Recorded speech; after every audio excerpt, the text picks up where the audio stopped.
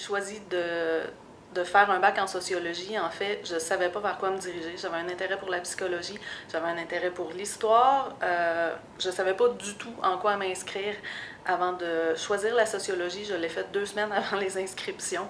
Puis finalement, je ne regrette pas du tout. Je suis une personne de nature curieuse. La sociologie vient répondre à cette curiosité-là. Ça me permet de toucher à tout. En fait, pendant mon baccalauréat, je travaillais à la maison de recherche et sondage SOM à Québec comme intervieweur téléphonique. Par la suite, j'ai aussi fait de la collecte terrain, puis j'ai quitté. Lorsque je suis revenue, j'avais un intérêt pour la codification, puisque je considérais que c'était une étape importante à connaître pour la recherche. Donc, j'ai postulé sur l'emploi. J'ai été codeuse pendant 2 ans, maintenant responsable du département comme responsable codeur depuis 2 ans et demi. Puis, j'ai aussi posé ma candidature pour être analyste de recherche junior au printemps dernier. Donc, ça fait le tour de mon parcours. Je dirais que c'est le laboratoire de recherche parce que c'est très formateur. Dans un certain sens, on a à vivre toutes les étapes d'un projet de recherche, que ce soit la rédaction du questionnaire, l'analyse, le recrutement des personnes.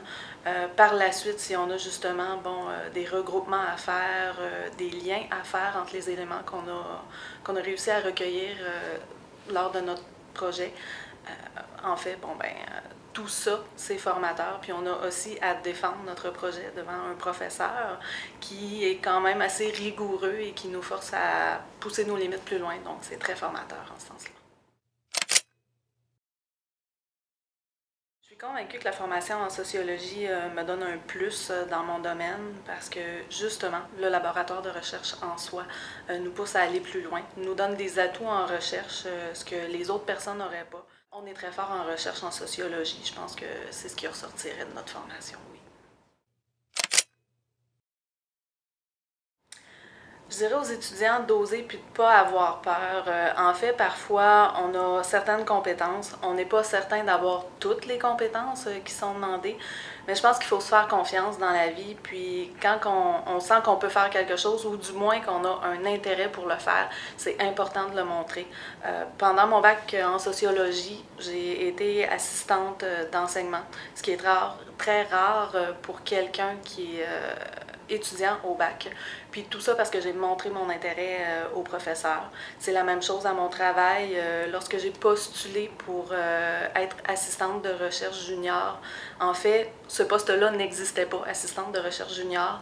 J'ai postulé, puis ce qu'il demandait, c'était une maîtrise avec 3 ans d'expérience dans le domaine. Je n'avais pas encore complété mon bac lorsque j'ai postulé, mais j'avais confiance que j'avais des atouts qui pouvaient être utiles pour le poste, puis finalement, ils ont créé le poste d'analyste junior parce que j'ai montré mon intérêt, puis que je voulais en fait faire ce travail-là. Donc, oser. Je dirais que le département de sociologie, ça rime un peu avec famille. Je trouve qu'il y a une ambiance qui est il y a une cohésion. Le département de sociologie, c'est un travail d'équipe entre les professeurs, c'est un travail d'équipe souvent aussi entre les étudiants. Il se crée des liens qui sont très intéressants. De mon parcours, j'ai gardé plusieurs connaissances qui sont maintenant mes amis. J'ai gardé des liens aussi avec certains des professeurs qui avaient été plus déterminants dans mes champs d'intérêt. Donc, le département de sociologie à l'Université Laval, c'est la famille un peu.